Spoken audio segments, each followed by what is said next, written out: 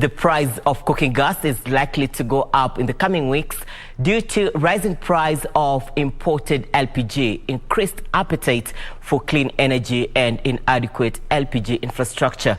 Energy Petroleum Regulatory Authority Director General Daniel Kiptoo says to remedy this, Kenya should in the short term introduce an open tender system and spur competitive pricing along the value chain in developing the LPG infrastructure to allow regulation. Through the demand for petroleum products falling during the early days of COVID, there has been an increase which has been noted in the back end of the year 2021 after the government eased the COVID restrictions.